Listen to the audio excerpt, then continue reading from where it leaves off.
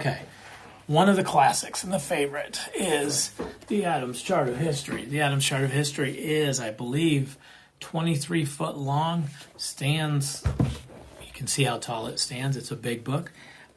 This book comes in panel form or it comes in a hardcover form. When you have a hardcover book, you can open it up and have it displayed across. If you've ever seen pictures of this, it opens up. Again, 20-some feet long. High quality, so many good facts. And sometimes you see, like, here's the Bible. Let me go a little further. As we get into the New Testament, okay? Here we have the crucifixion of Christ. As we look at the crucifixion of Christ, do you realize that in AD 33, let's go a little bit in that time period, where is it? In China, it was the Nangmang dynasty. The Parthenon Empire existed. The big what's the tornado, or not tornado, the big volcano. It was a big volcano that happened. Oh, it says the name somewhere. The beginning of the Christian era, the Colosseum was built shortly after the crucifixion of Christ.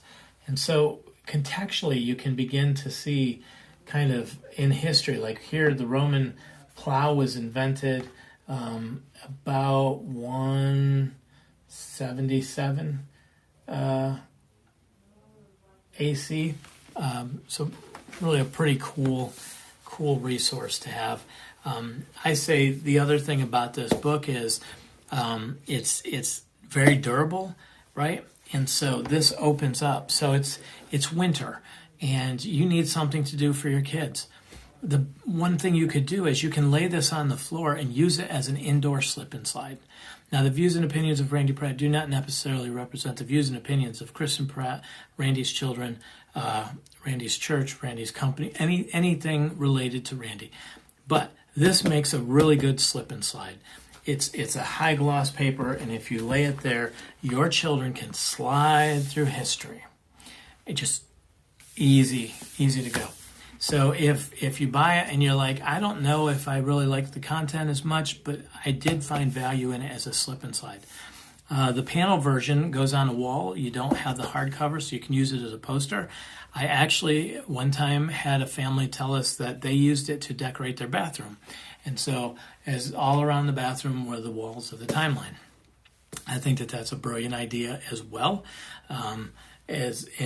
So that's a good idea. So maybe if your church has a big wall, and especially in the men's room, right, where they stand and face a wall, great resource to put on the wall for them. It's a good resource for a pastor. Again, there's so many things you can do.